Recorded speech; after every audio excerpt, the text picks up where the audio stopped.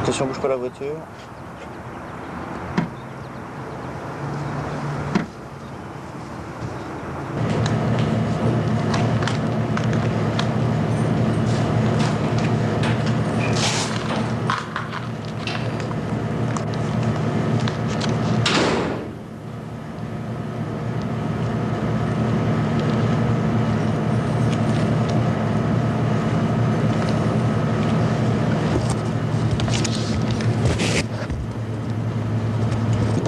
Junior, je viens pour tuer la preneuse de son.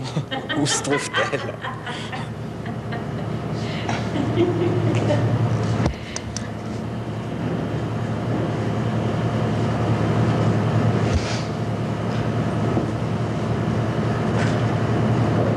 J'aurais dû mettre mes talons.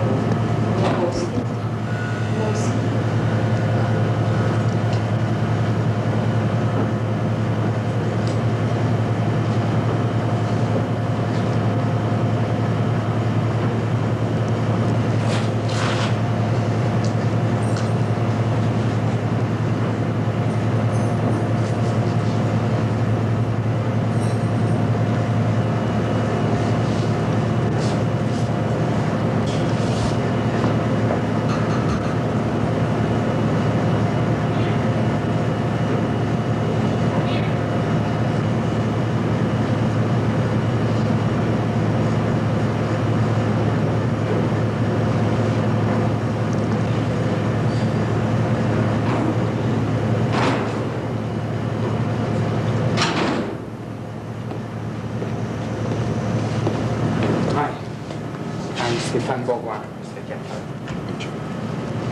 I guess I didn't even ask him that, just proffered the information, that he wouldn't hesitate a second to pull the lever on any serial killer, right?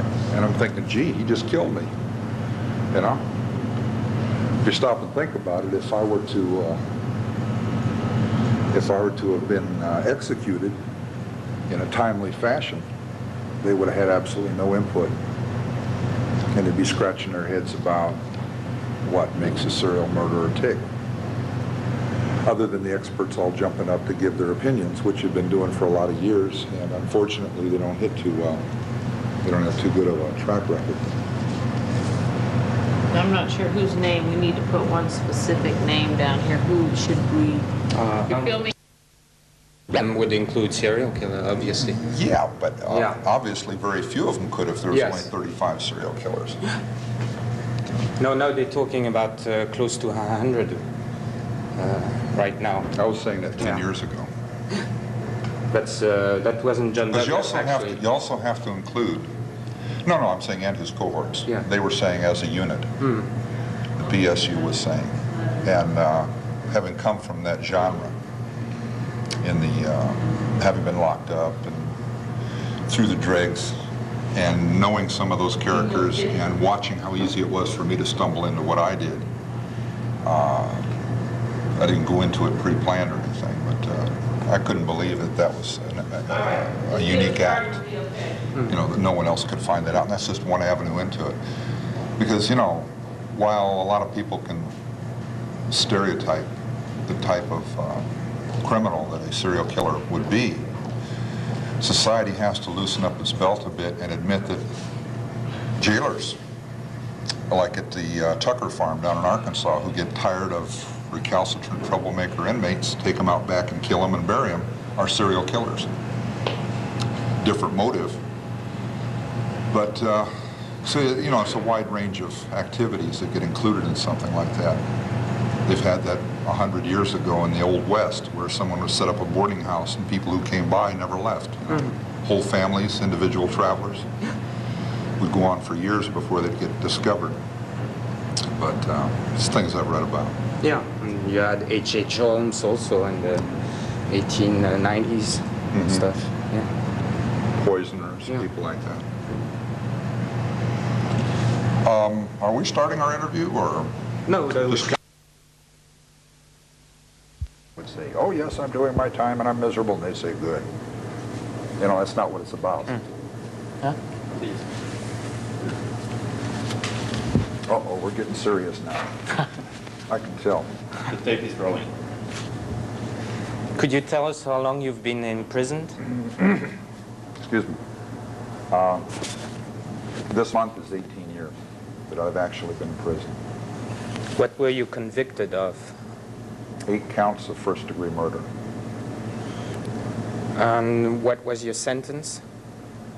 7 years to life, CC, that's called concurrent. It means all the sentences run at the same time. That means they run consecutively? Oh, no, that's the opposite of consecutive. Yeah. Consecutive would be one at a time, and of course you can't serve multiple life sentences, but there was some question before my case that whether on the legality of that. So when my case went through, the judge sentenced me to 1 term of 7 to life, which at that time was the maximum non-death penalty, and all to run concurrent at the same time. In considering your crimes and crimes done by other serial killers, what do you think society should do in generally with serial killers? Do with them? Yes.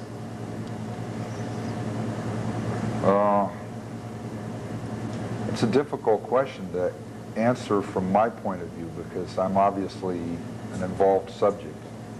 So any answer I would give that would be other than the death penalty would sound very self-serving.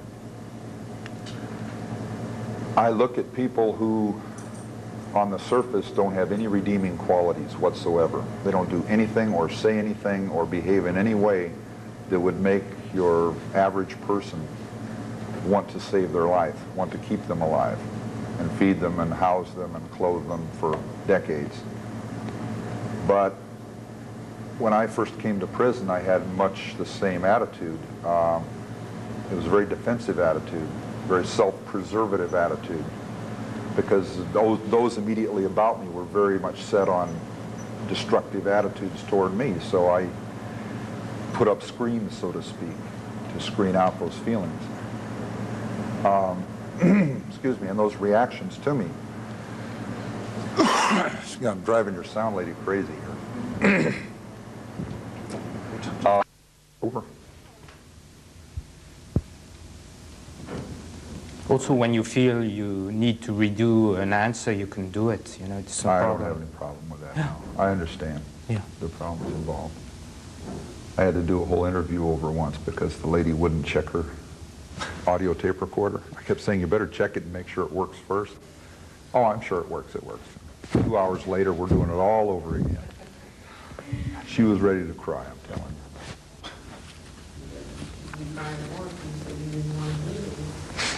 I guess I could have, but that was where the pen was mightier than the sword, right? The only interview I did back at the time of my case. This is just a little anecdote for you here. But I went through the whole investigation, the whole trial, no interviews with the media, right? And then this one woman who had treated me pretty fairly in the media, she was in this drove or driven toward beating me with the newspapers. She tried to do a more in-depth piece around it. And so I did an interview with her before I went to prison. It was the day I was sentenced and I was waiting for the car to prison here. And actually, wait a minute, excuse me. That was where I gave her the interview. Okay. I talked to her just briefly. She came, she was hovering around. I was at the jury room, to the courthouse, talking to my lawyer. He hadn't shown up yet. She was up there talking to the officer that was with me. And we all just had I said, my lawyer does not want me talking to the media at all. So quick, I see him coming way down the hall. I said, let's set up a little scenario and act like I'm giving this really incriminating interview that screws everything up, right? And she kind of laughed because it was breaking the tension in the room, you know. So we set up this little scenario, and she's busily acting like she's writing, and I'm talking about all of this harebrained stuff that relates to the case and feelings, and he just starts turning bright red as he gets within hearing range. He's like a big clown, got this huge forehead, hair standing out all over, and now he turns bright red. And he says, "Matter, no wet hen." And he stomps into the room and slams his briefcase on the desk, and we all start laughing, and gets really mad now. I said, what are you laughing about? I said, this was a setup just for you. I said, I'm not doing any interviews. But later on, I gave her an interview because she'd treated me so fairly up to that point, and also had, she gave me a pen that day. It was a cast aluminum ballpoint pen. And I took it back to my high security jail cell up in Redwood City. I was really slammed down tight. I'm in a two-man cell by myself. They have a camera on me 24 hours a day, a monitor, videotape monitor. The lights are on. It's, 2 sets of these 4-footers here. And it's as bright as day, all day long, all night long, you know, 24 hours a day. And I was there for 5 months. And I brought this pen back in. I smuggled it in with me. And I get strip shook leaving the cell. I get strip shook coming back in. And I brought this pen in, and it got in with my legal papers. And a few months later, in the middle of the trial, I smashed the pen on the floor with my boot, sharpened it, got a sharp edge on the metal, and slashed my wrist, and was bleeding all over the place. And it was very messy and very exciting, and everybody was dragging me off to the hospital, get sewed up and all of that. And I got maced, shot up with the industrial strength bottle of mace. They had about a quart of it, and they just gassed me with that whole thing, and dragged me off to the hospital. And I made a quippy comment. I don't think the police translated it properly for the media because they missed it. They love, you know how they love to get into puns on broadcast television. They love these little verbal puns and plays with words. And the pen is mightier than the sword. I turned the pen into a sword and cut myself. Both times I attempted suicide, I did it with a pen or parts of a pen. And I thought that was kind of interesting, but the media never picked up on that. They were too busy being serious. But at any rate, At one point, once in my life I could see every aspect of my life, my crimes, who I was, how I really felt about things, without any defensive or protective accoutrements, was all gone. And it was fascinating to me. I was semi-conscious. Well, actually, I was conscious. I just, you know, I couldn't get up and move around a lot. And at the end of the 2 hours, I didn't want to stop. I wanted to keep on with this. I hadn't gotten to the crimes themselves, the current set of crimes, but I was kind of oriented around other things related to my life. And I asked to continue on. The doctor didn't want to, so I insisted. So they were using an IV, and they shot me up with another 2-hour batch of this stuff. And as soon as he was done with what he wanted to do, he got up and left. He had an appointment. It had gone longer than he planned on it. He had to leave. My lawyer had to go. So I'm stuck with these 2 deputies and a registered nurse watching me until I come down off of this stuff. Well, when the doctor left, he decided to give me a shot of medicine to snap me out of this, is the way he put it. And I asked him what it was, and he said it was methadone. Hospital-grade methadone, speed. And I've asked doctors since then, both medical doctors and psychiatrists, if that was an appropriate action, and they said absolutely not. They should have let me sleep it off. Just let it course through my body and let it go away. By amplifying with the methadone, it is suggested that the doctor knew full well it would put me through hell. It amplified everything I was feeling. It got me really drove, and for 2 days after that, they were trying to scrape me off the ceiling. They couldn't even talk to me. I was raving, I was ranting, they had to put me in a strip cell. I wouldn't go back to my regular cell. I refused, because there was television available there. I had a canteen, I had some food items in my house. I wouldn't accept it. And I went to a strip cell 2 cells down, where all I had was a mattress over a hole in the floor. And I was just on and on, 24 hours a day.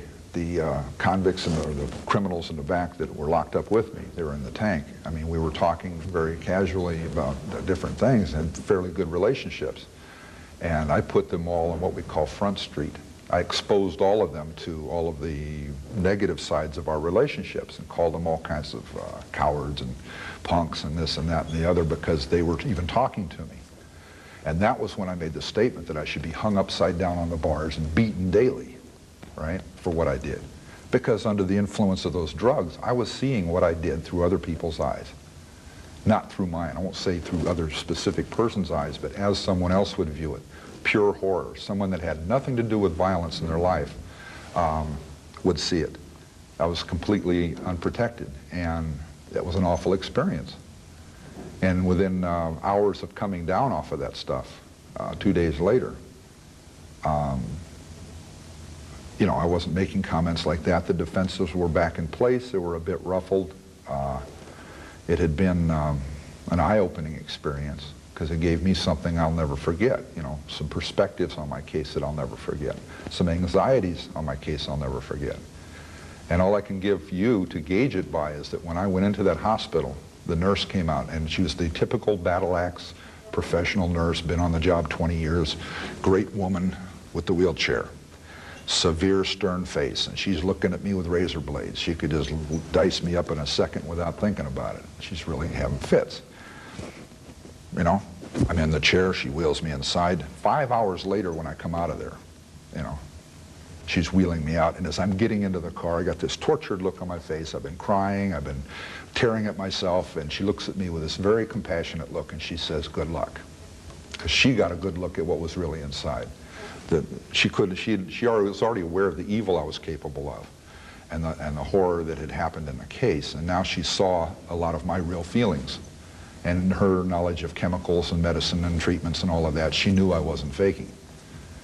And from her, I got a good luck, you know, and she was serious. Never seen her since, but then ironically, the deputies that were stuck with me that day, trying to wait out this fit I was having, this rage, because they hadn't anticipated that, but they just tried to figure, well, we'll keep, he's so outraged right now, he's so drove, let's just keep him here until he calms down a bit, and then we'll take him back to jail. But I didn't calm down. It just kept going on and on and on and on. And at one point, I asked the deputies to handcuff me to the rails of the bed because I was afraid I would rip my eyes out. I was really acting up. And he had known me well enough for a few months. He didn't want to do that. He says, "Oh, come on, Ed, that's calling him by my first name." He says, "That's not really necessary, is it?" And I said, "Man, you better put them on or I'm going to tear that goddamn gun belt off of you and blast you. I might beat you to death with it." So he comes over with the cuffs. He's a little offended by that. So he comes over with the cuffs. He starts to put them on my wrist, and I just went through some kind of incredible convulsion. I just yanked him clear across the bed, you know, because I was in and out and yanking like this. And he had the other hand cuffed already. He's putting cuff on here, and I just, and I yanked him across the bed, and zing, off he goes. He's hanging onto this handcuff. And at that point, he cuffed me up real quick, finished. I already had leg irons down at the foot of the bed. And I just was yanking those rails up and down with my wrists, and that's very painful with handcuffs on. You know, these stainless steel rails. I was just up and down, yanking them and trying to pull them in. And we went like that for a few hours, and finally they said, "We got to get him back to jail. He's not going to change in the near future." In general, people see serial killers as one category, but there are actually 7 different types of serial killers. Would you care Several to... or 7? No, several. Several types. Would you care to explain us what types of different serial killers? To be honest with you, I couldn't really tell you. Because the categorization process, as you know, is back east with the behavioral sciences unit. When I was locked up originally, they called it mass murderer. Anybody who killed more than 2 or 3 people was a mass murderer. And whether it was all at one place or over an extended period of time. And then in the early 80s, they came up with this differentiation called serial killing, which was living 2 lives, basically. If one orients to the negative side of that living, he would say this person was living a cover life that was wrapped around doing those crimes, and which couldn't be very realistic. Someone doesn't live their life to murder people. Their life was not set for that from birth. From my point of view, what I saw was there was a great hole in my life. There was a lot missing from my life, and it didn't necessarily mean feelings. It meant I had walled off this emptiness in my life. Okay, I had an upbringing that was some have called dysfunctional. Okay. Parents divorced when I was young. My mother started drinking heavily. She was working to raise 3 kids. We were not being cooperative about it. She drank more. She punished us harder, probably out of desperation. So character sets were being developed at that point. rather than me going to Boy Scouts and getting achievement badges. I was not going to Boy Scouts and not getting achievement badges. I was finding devious ways to get around the rules of the home. Because the whole home life, I watched it deteriorate from what typical kids on the block were doing to coming home from school that I didn't like anyway. And ironically, I have a high IQ. I didn't know that till I was locked up the first time for murder. I always thought I was a little missing up here, a little short. Because I was always called stupid, I was called slow, don't you think when you do things? That was the problem. I wasn't thinking when I did things. I just did by rote, I did by memory, I did by example. And I had absolutely no faith in myself at all. I had no interaction going on in my own mind. I was not a thinker. I was not an individual. I had a teacher in the 9th grade who changed all that. He made me think. He would not tolerate my not thinking. He was an art teacher. And it was a devastating experience for me because there were gears in my head that were just rusty and they were barely moving or not at all. And that's when I found out that's what the state of my mind's functioning was. I didn't think. To the point of he points at a stapler on his desk and says, "What does that say?" And I looked at it and I said, "Silver line." He says, "Look again." And he's raving at me. And I look and it said swing line. All I had to do was look at it and read it. But I glanced at it and threw it back at him out of panic. So he made me think, and he gave me puzzles to work out in school in my class where I had to resolve these to continue on with the class. I had to think. I had to use abstracts. And after that started, that became fascinating to me, so I got more and more involved in thinking and about my surroundings and things like that. But by then I was locked up. But what was your relationship with your sister? Which one? I have two. Yes, the one you was playing strange games of death with her, with one of your sisters. My younger sister, yeah. My older sister was 5 years older than me, so she was off with her friends and in a distant relationship. My younger sister's 2 years younger, and I developed some morbid games. My life had started going that way at about 8. We lived in a house where there was a basement. Some people think there was a trap door on that basement. That's not so. That was a different house. It was a walk-in basement, but it was in Montana. It was a full basement, had granite walls, hewn wood floorboards, and it looked like some old dungeon or out of a castle or something. I was 8 years old, 7 and a half, 8 years old, and I was very susceptible. My imagination was very livid. And there was an old furnace in the basement that had been converted from burning coal to burning coal and wood to burning gas. And it had a central heating system with your typical radiators. And if you've ever lived in a home like that, you know the binging, the clang, the pop, the rattles, the weird sounds in the night that can be spooky to a kid. Well, at a certain time of the evening, the family left the center room, the living room of the house. My mother and my sisters, or my sisters themselves, would go up to bed upstairs, where I used to go to bed, upstairs. I had to go down to the basement. And an 8-year-old child had a tough time differentiating the reason in that. Why am I going to the basement? I'm going to hell, they're going to heaven. Earth is the living room. I'm going down to deal with demons and monsters and ghosts and all the things that scare me. They don't have to. There's a house with 3 women and 1 male, 1 boy, me. And I got a little defensive. I'm saying, gee, this is kind of ganging up. My older sister had a basement bedroom, okay, and it was a storage room that was about 18 feet wide and 35 feet long, okay, and it was a concrete room, no windows. And it had a light bulb over a big industrial iron sink, you know, like a laundry sink, and had a pull string on the light. The bed was in the opposite corner of the room. It was a double bed, a single bed. And I had a dresser halfway. I had a couple of carpets thrown on the floor, old carpets, and there's a lot of storage stuff along the wall. And I was there about 6 months in that room. And I developed some very, very particular and articulate rituals that I felt I had to go through to protect myself. I was, again, it's embarrassing. I was a youngster, and if you can imagine me going down a staircase of rough-hewn wood, there's no guardrail, so 1 step wrong and you're off into this black pit. I turn on the light, it's a little circular light switch, and a single naked bulb goes on down at the bottom of these stairs, okay? So I turn that light on, I open the door, I close the door because my mother complains of the cold coming in from the basement. I go down the stairs, I get to the bottom, I do a 180-degree turn, and I walk the full length of the house on this floor with these pipes rattling and wheezing and banging over my head. It's pitch black ahead of me, and the only light is behind me hanging down from the ceiling. I'm now cut off from the house, cut off from them. I walk this full length into the darkness, from this gradients of light into complete darkness, groping around in the dark. I do about a 45-degree angle when I get to the end.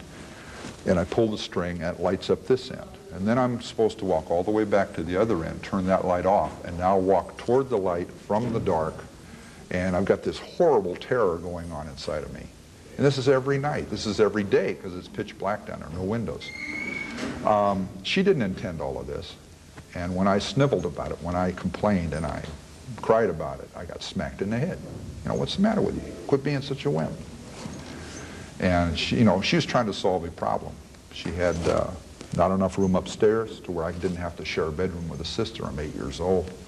I need to go to the basement. And what were those morbid games that you played with your sister? Okay.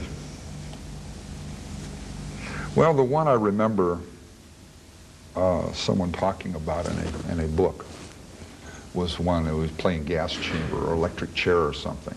And we had this big old overstuffed chair up in my room. And it was not just my sister and I, it was my sister and I and a friend, a close friend. We got into all these games. We got into one game where we'd roll up in a rug and the person who would try to get out of it is just like a large throw rug. And it was, I guess, what fascinated us individually about it is it was a completely, it broke up the monotony, I guess, of what we were doing. Didn't have a lot of toys to play with.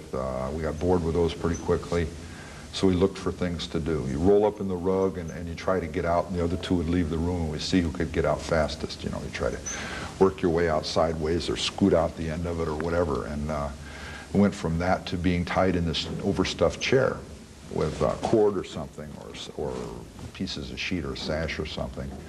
And we went through this process. I guess that's back in 1960 when Carol Chessman was executed down in California. We're up in Montana.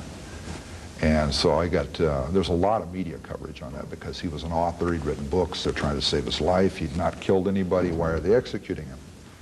And so that's, I think, where the fascination with that came in, that gas chamber effect. And I think it overly fascinated some people in relation to this case because it seems so obvious a piece, you know. I'm preparing my mindset for doing deathly kind of things. Another obvious piece would actually be, I don't know if the story is true, that you beheaded one of your sister's doll and cut off the hands of the doll. It's interesting you bring that up.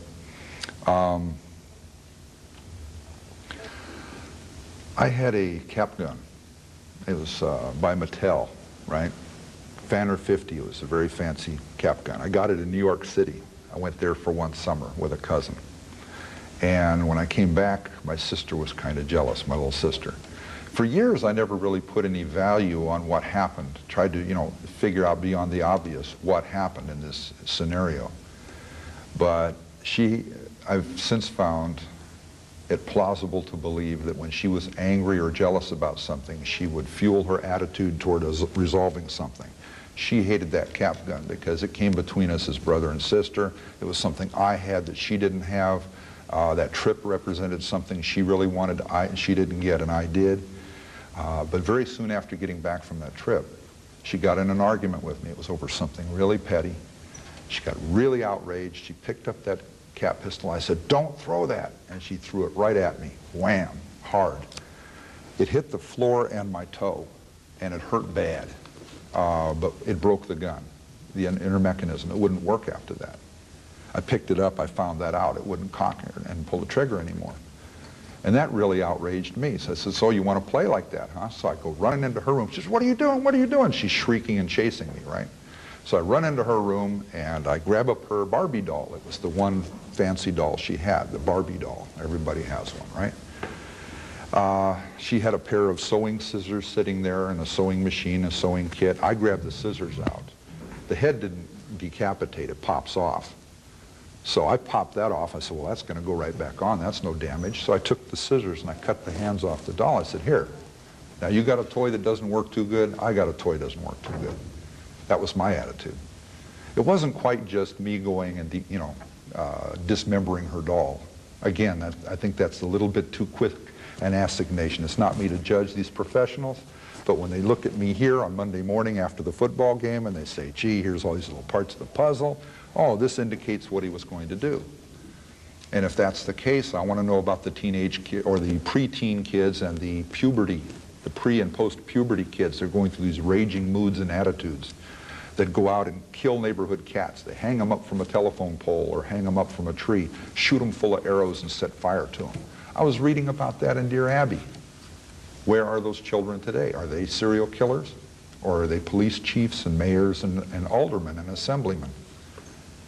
But I'm actually, saying there are periods in when kids go through very violent development into, potentially violent. They break things, they steal things, they lie, they go through these changes. Yet I've had these people, one or two doctors in particular who I won't go into, who very casually just slapped all these assignations on there and said, well, of course, if you run into a kid that's doing this kind of thing, you've got a developing serial killer, you better put him in treatment real quick and save his life, right?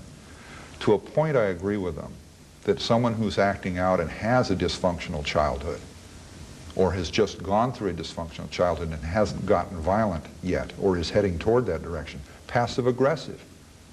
Violence was the last thing I exhibited, and then it was murderous violence. Okay? So sure, there's a lot of value in getting youngsters like that help to where they can find themselves and they can find value in themselves and they can find value in interacting with others, and they go in a different direction than what I did.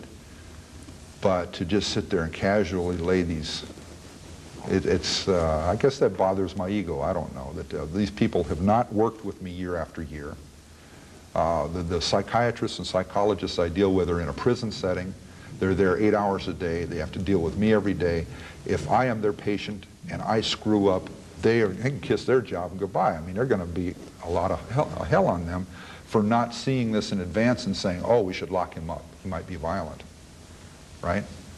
And any psych out there, any professional out there is going to tell you, I think, that if they are going into my mind, into my past, into my feelings, that there's a potential there for acting out or getting uncontrolled or being violent, because they're stripping away the veneer of my civilization.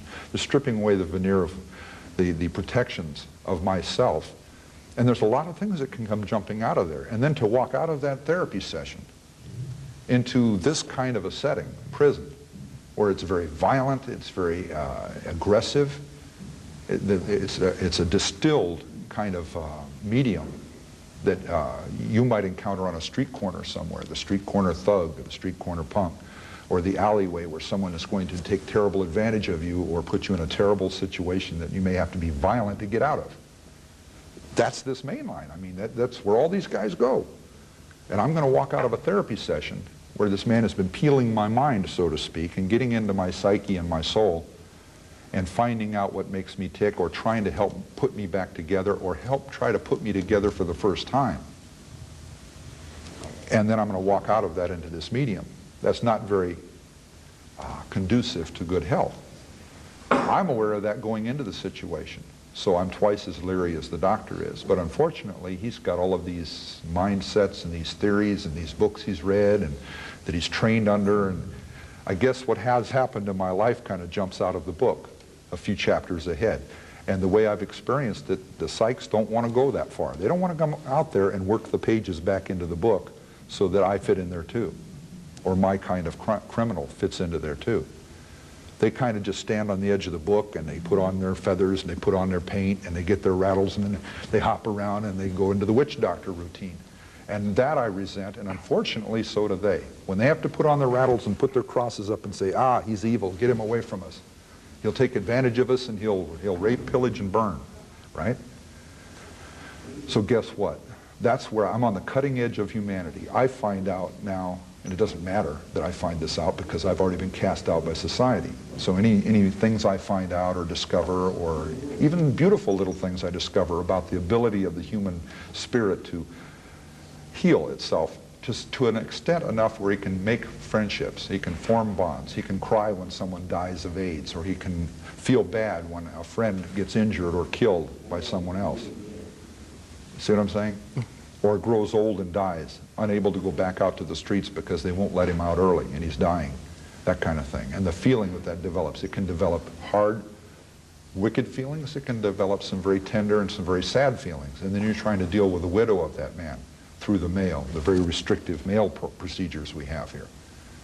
See, we're not supposed to co-correspond across these lattices of relationship. It's tough to deal with, but you know what? That's my world now. That's what allows me to be sane. Let's call it quote-unquote sane. That's what allows me to function as a human being, is not doing time with these incredible constraints that I've caused to be on me, right? It's living my life, right, with the limitations that I've caused to happen. Living my life is different than doing time, because then there's the ability to work into that picture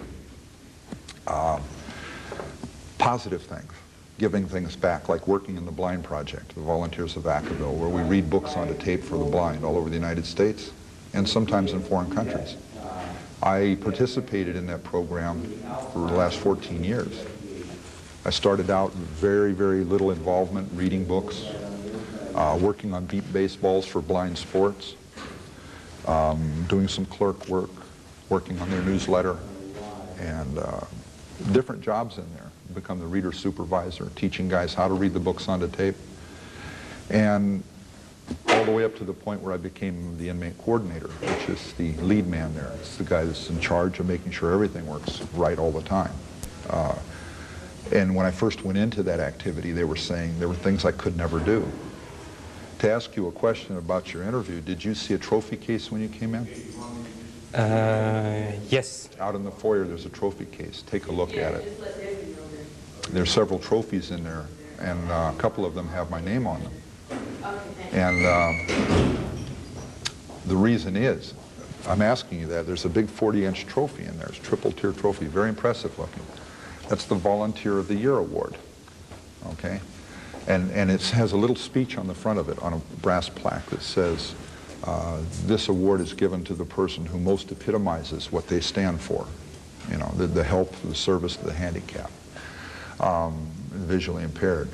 And this is a very time-honored award. Okay, they've been in existence now for 31 years. I've been in that group for 14 of those years. And when the first couple of years I was there, I used to like, the trophy case used to be in the Blind Project, okay? And I used to walk up and I'd look at that trophy, and I'd never had a trophy in my life. I'd never had a ribbon, I'd never had a plaque, none of that stuff. I'd never tried for it. And well, you had the Junior Chamber of Commerce. Okay, yeah. From Actually, Atascadero. I forgot. They don't call that though. Oh, yeah. They had to get rid of that name because the Chamber of Commerce took offense to that. JCs. Yeah, United States JCs.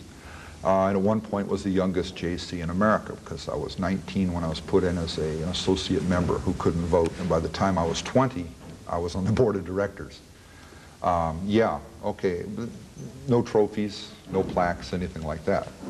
I got some certificates. But that was, again, that was in the institution. That's where I'm learning to achieve. I developed a better image of self and those around me, and I really started cooking. I started doing things, real positive. I felt good about it. And that continued on to the streets. I went to the JCs on the streets, but as my relationship, I was paroled to my mother, okay? What these experts don't notice in the picture, I haven't seen it in writing anywhere, it could be somewhere, that when I was 14 years old, I ran away from my mother. They mention that. But if you look at it in the overall picture, why did I run away? I wanted to be with my father.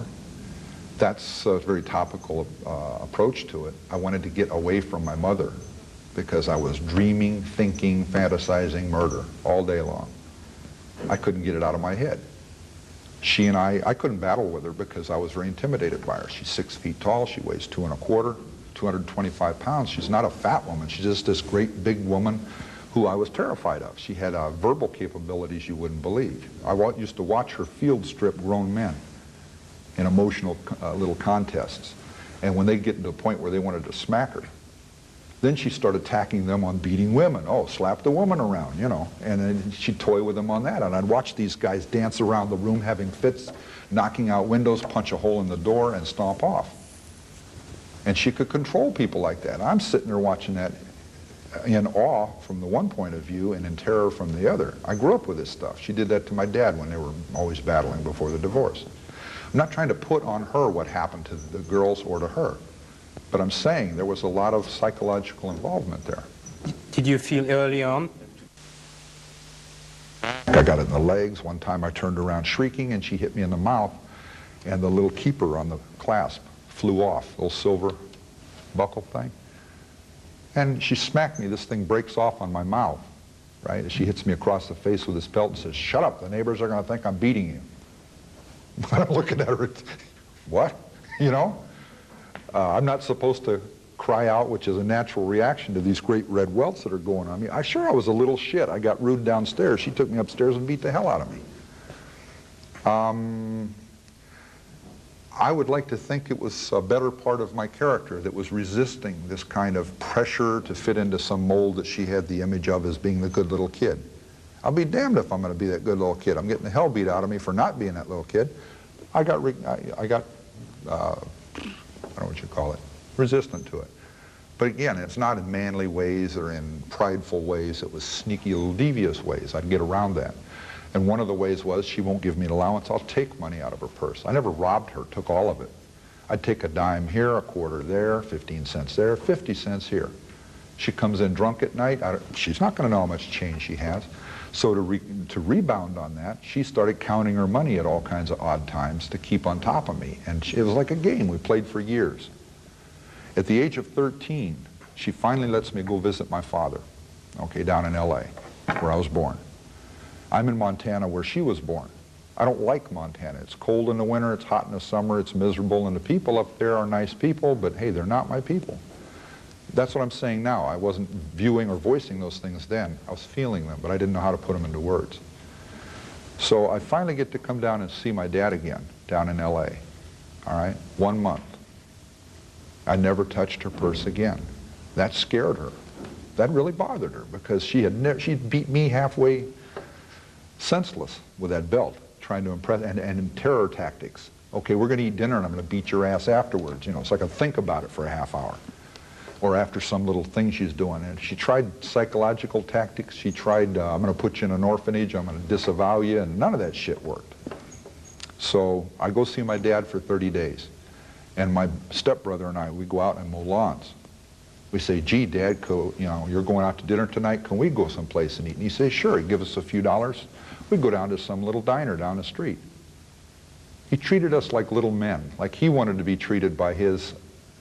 He came from a matriarchal household too. I guess if you know how that stuff runs in families, right? Matriarchal household, the son goes out and finds a mother image and marries her. Well, I didn't know all this stuff back then. It would have made a lot more sense, right? But I got this domineering grandmother on my father's side. I got this domineering grandmother on my mother's side who died before I was born, but now she's reincarnated in my mother and her sister, my aunt. They're two very domineering, very aggressive, very successful women. Okay, so these two women are in terrible conflict with each other, competition, you know, and they didn't get along at all. All right, so I'm in the middle of that, trying to find my way, and I go stay with my dad, and I can only say he reflected back on his childhood and said, gee, I wish I'd been treated this way. So that's how he treated me and my stepbrother, and we responded to that. We'd go, if we needed spending money, we would go out and we'd do tasks around the neighborhood, clean yards, rake this, mow that, water the flowers, and make a few dollars, and we'd have some fun. Okay, and then sometimes he'd ask us to do something. We'd do it because he was always fair with us, and kind, and he was generous with us. So 30 days of doing this opened up whole new feelings in me that I'd never had before. And I wish I'd had more experience with my father growing up, so I could orient more to being tall around not tall peers.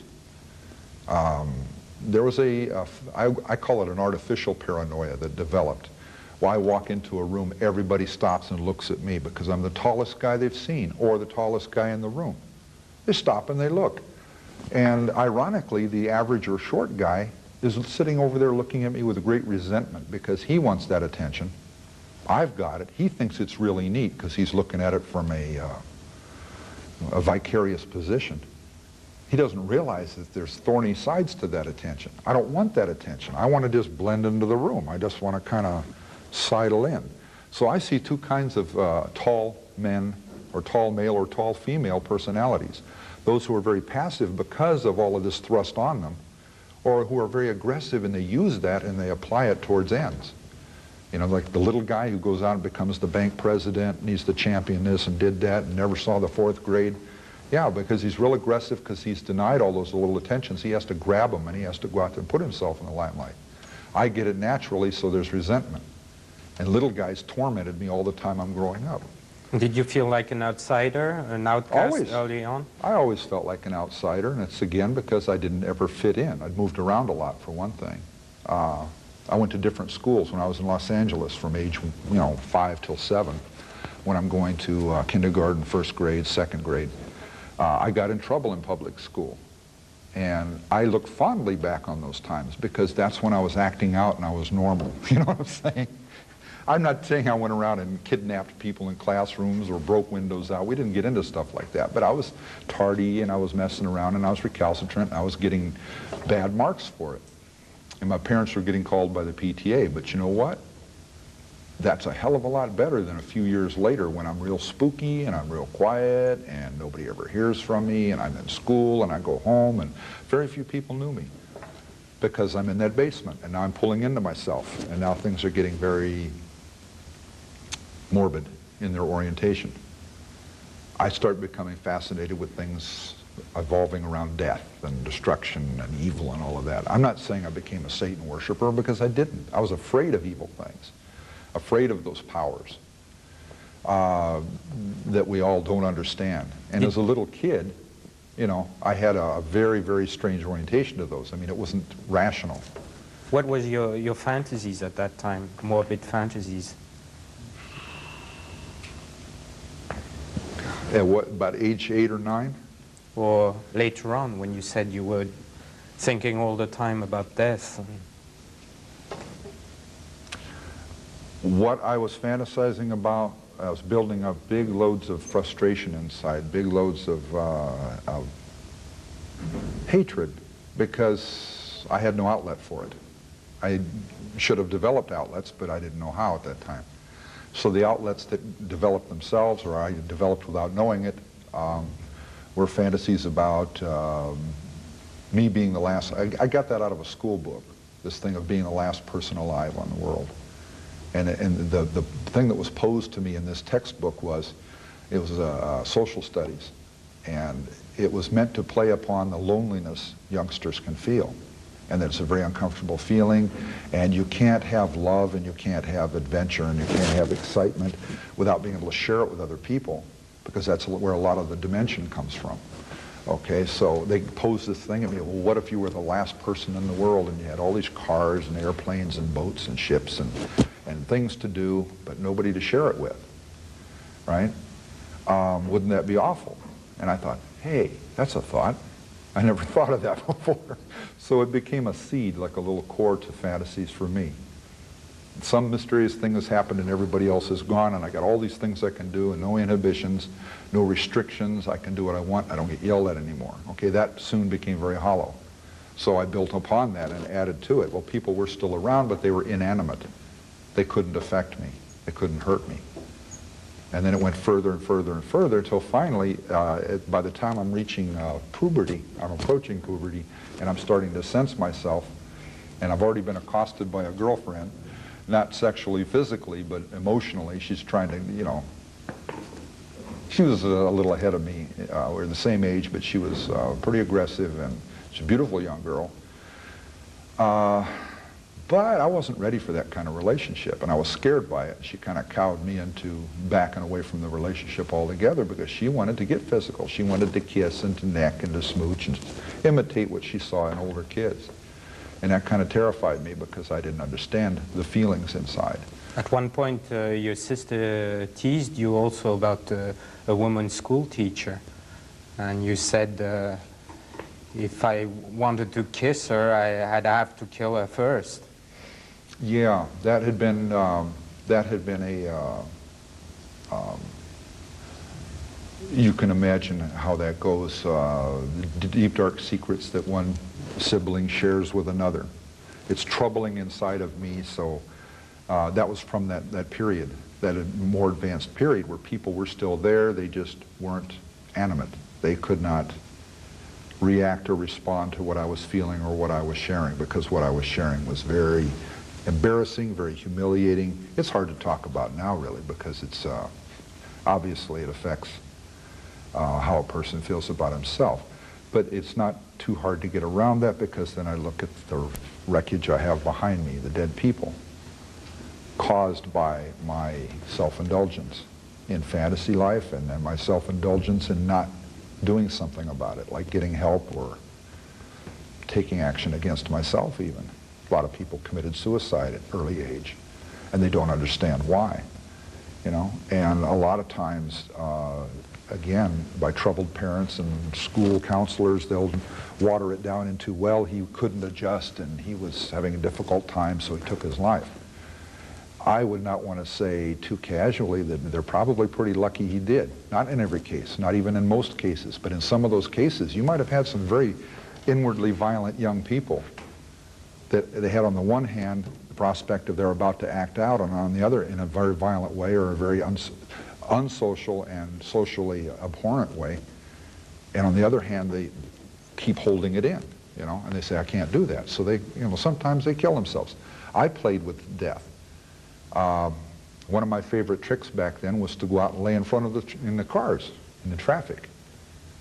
I'm walking down the sidewalk with a friend, you know, it's a roustabout friend, and we're clowning around about something, and I'll say, hey, check this out, and I'll go lay in the street, like a stiff. I'll lay in the street like I got run over. And a car comes driving by, and of course I'm expecting this guy isn't drunk. I'm expecting this guy isn't slightly demented and say, hey, there's a kid laying in front of me. Yeah, it's his fault. Thump, thump, you know, and just shift gears going over me. They always stop, and they jump out of the car and get all upset when I get up and walk off or run away. And but it was a little game we played. He didn't go lay in front of the cars, though. I was doing that.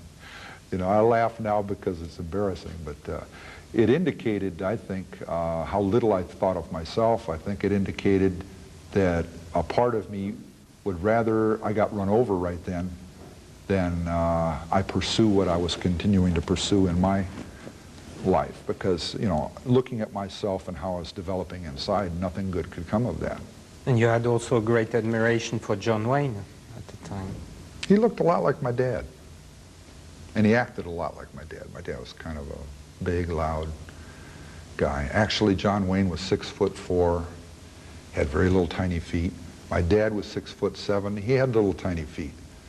And you notice how comedians, when they imitate how John Wayne walked, there's this rambling thing with the hips waving, and they always do this trick. You ever wonder why? He didn't just pick that way to walk. I found, quite by accident, that very big men with very little feet, who have abnormally small feet, have a tough time balancing, and it's a little balancing act they're going through. I went to Grauman's Chinese Theater after it was renamed, and I went and checked all those different footprints out, and here I'd grown up as a kid, not a very tall kid looking at other people being like this, much shorter than me. In my mind's eye, it was all balanced. And when I saw pictures of other kids in me, or other people in me, and there's this great difference, it was always shocking to me too, because I never saw it that way. But here I went, and I watch all these movies and TV programs, and I see these people as being bigger than me because I'm a youth. And then I go to this physical exhibit where it shows their foot size.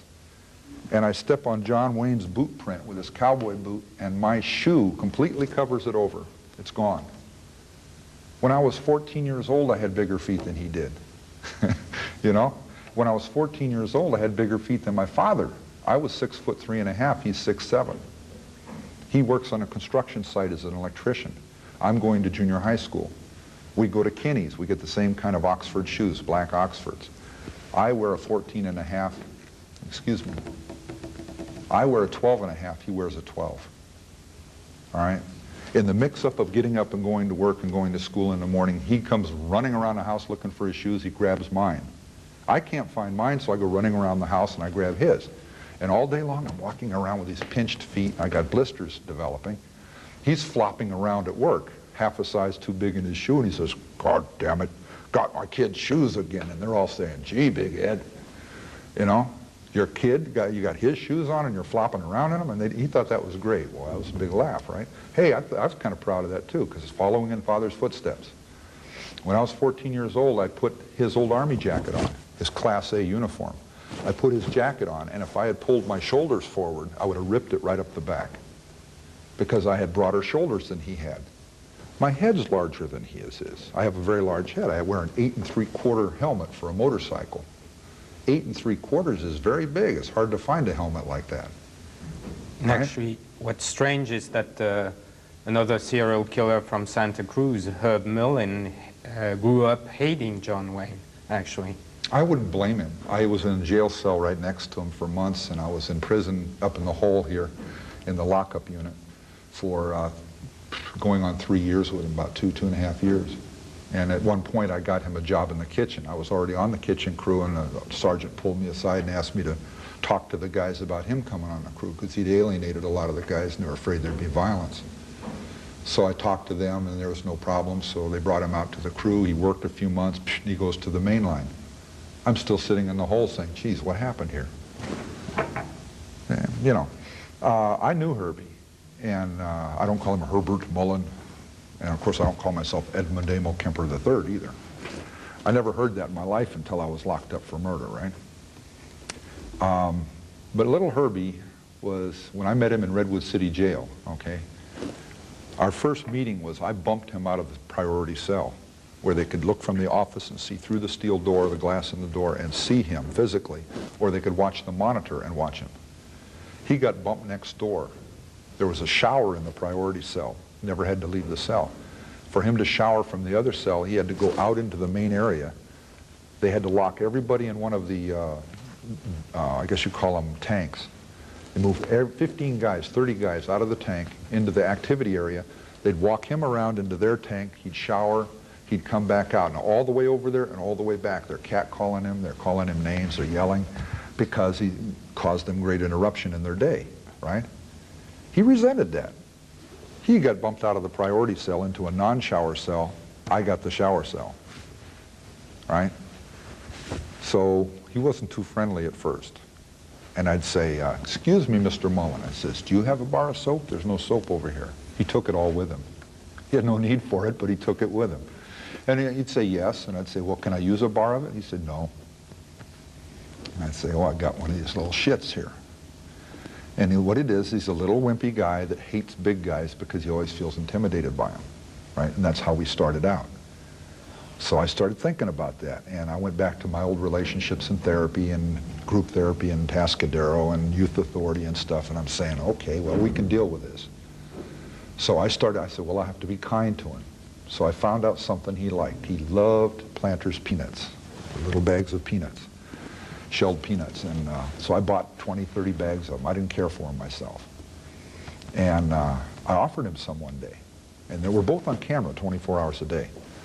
So I said, "Herbie, would you like some peanuts?" And he'd say, "Yeah." And I'd say, "Oh, I got to him, right down to the inner core there. Yeah." This little childhood thing comes out. And I says, "Oh, here."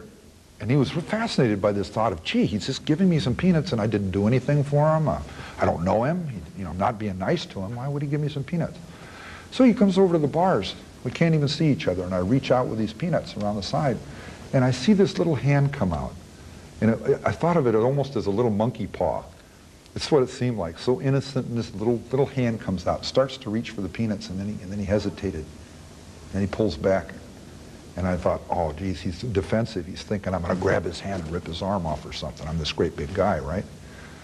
So without saying anything, I just reached around and I laid him on the bars and then pulled my hand away. And he took them and he enjoyed them and all of that. And I'd say, later I'd say, gee, Herbie, did you eat all those peanuts? And he'd say, oh, no, I still got some left. I said, well, I got plenty more. I says, go ahead and enjoy them. So what I did is I started giving him bags of peanuts. And he had this horrible habit. There's guys back in the tank, and he and I are in these cells facing them through 3 sets of bars. And I can't see him, and he can't see me. I don't know where on the set of bars he is. The set of bars is maybe 9 feet wide and, 8 or 9 feet high. And when he would get to acting up, he'd sit there for hours writing and writing at this little desk. And the other guys were ignoring him. So that night they're watching Saturday Night Special, with all this rock music playing and stuff, and they're enjoying it. And he'd get up and make this real loud speech about how bad television is for you and why you shouldn't watch it.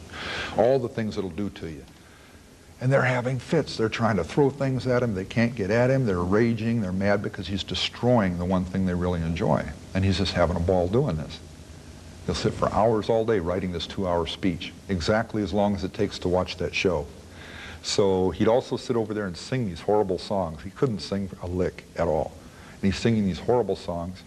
And one time I was in the car coming back to Redwood City, and the cop got so upset at the singing he's doing in the back of the station wagon, he turns around with his can of mace. He says, I've had it. Get out of the way, Kemper. And I'm saying, hey, wait a minute. You're going to get me with that stuff. And he's trying to mace the guy in the back of the car because he won't shut up.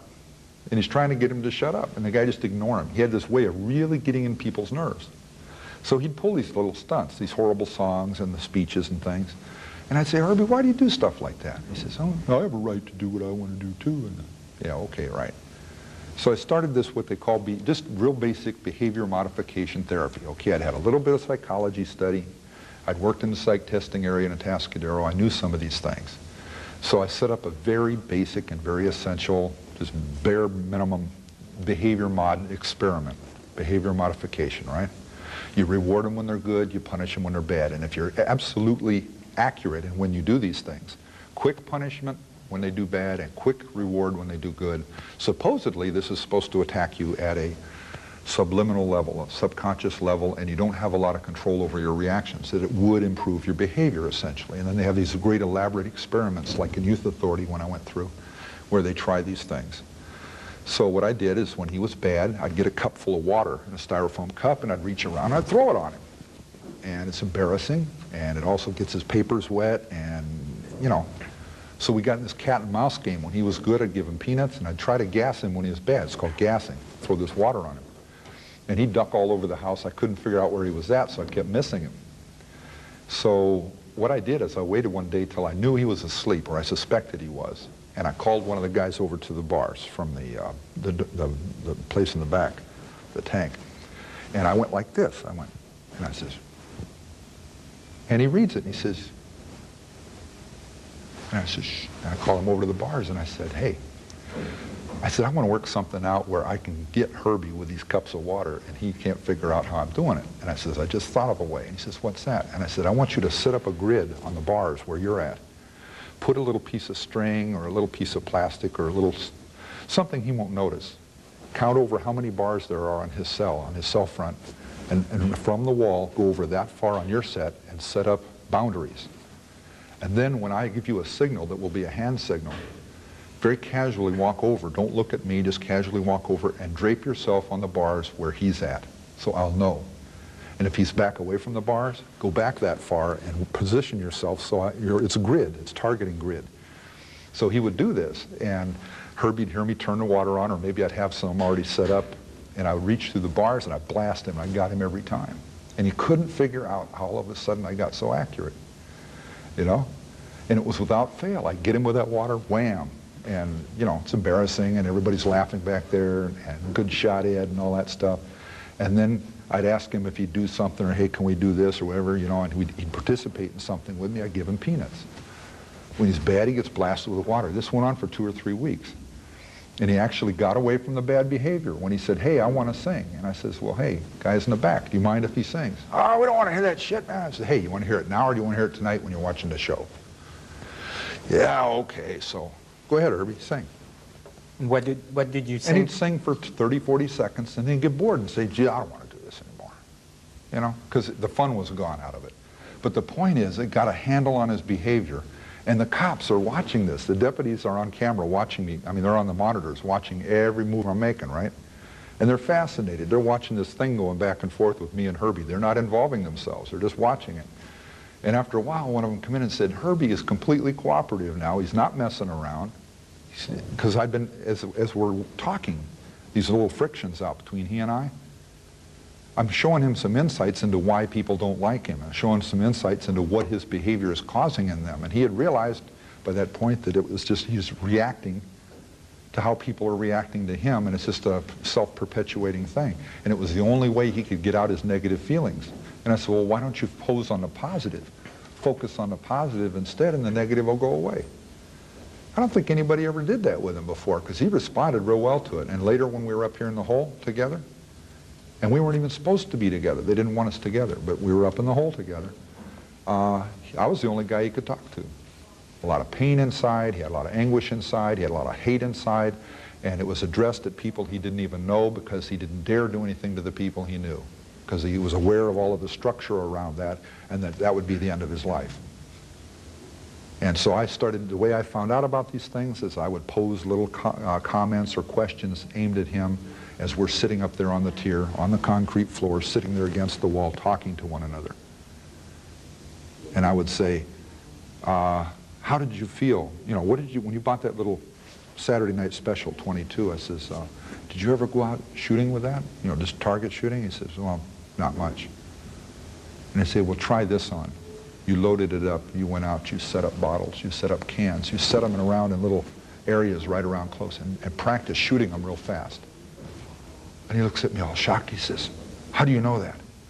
And I said, because that's what I used to do. And those were people. Those weren't cans and bottles, and you never told anybody.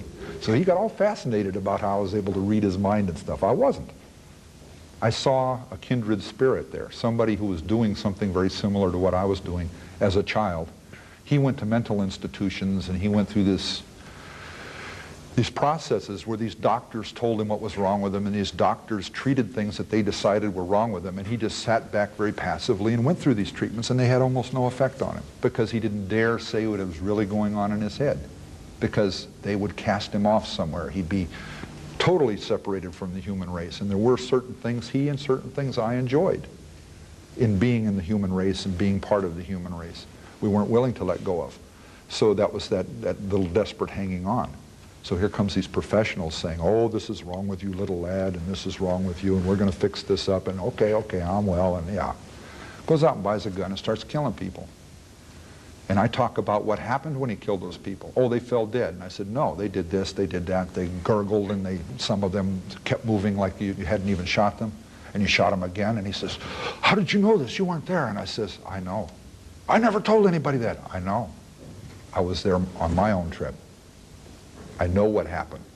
Herbie, don't give me that bullshit about earthquakes, and don't give me that crap about God was telling you. I says, you couldn't even be talking to me now if God was talking to you because of the pressure I'm putting on you right now. These little shocking insights into what you did. God would start talking to you right now if you were really that kind of ill, because I grew up with people like that. Where? In a maximum security hospital for the criminally insane. Adults. I was 15 years old when I went there. To go back before that time, when you ran away from your mother and went to your grandmother. No, went to my father. Yes, but afterwards, yeah. When you went to your grandmother, you were 14, I think. Mm-hmm. Why did you feel you had to kill her? That was an outburst. It wasn't felt I had to. I went up there hoping, I didn't go there for one thing, I got left there. We went there for Christmas from my father's in LA. We went up to the mountains to stay for Christmas, and I got left behind. I was having friction with my stepbrother and my stepmother. There was problems there. We were vying for his interests, vying for his love. They were desperate because they're the new family. I'm desperate because I've never had the man of my life. I wanted my father's love. I wanted his approval. I wanted his recognitions. And we all got very greedy and desperate at that time, so we fought each other a lot. And it was a lot of friction, and he couldn't handle that, so he got rid of me.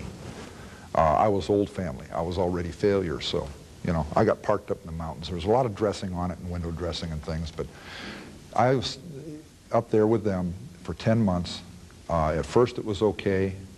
because it was the calm of being away from Montana. There wasn't the hellish stuff. I was going to a good school. As the months went on, the veneer went away.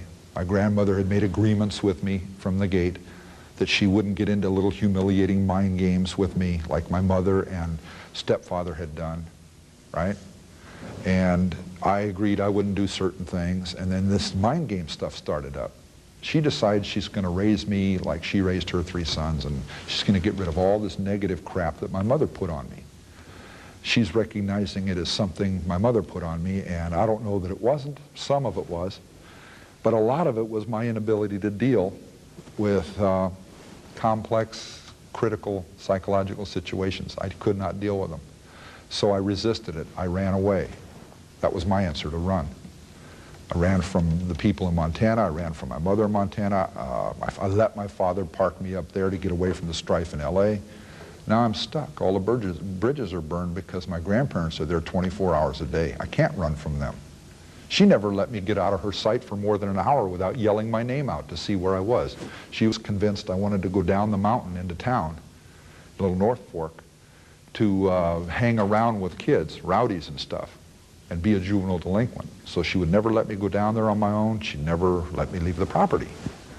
And it started simmering, I guess. Started building the passions and the tension.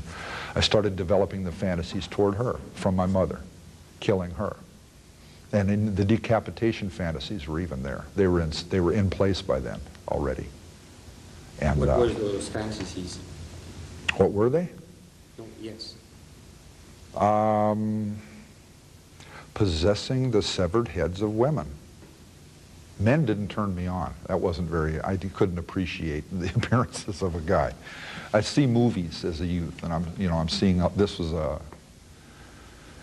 not common, but it was a frequent feature in some movies where they use a shock effect. They'll have someone get their head cut off, or there's a head sitting there when they come around the corner or open the drawer or something. And it went from, that got caught up in my morbid fascination.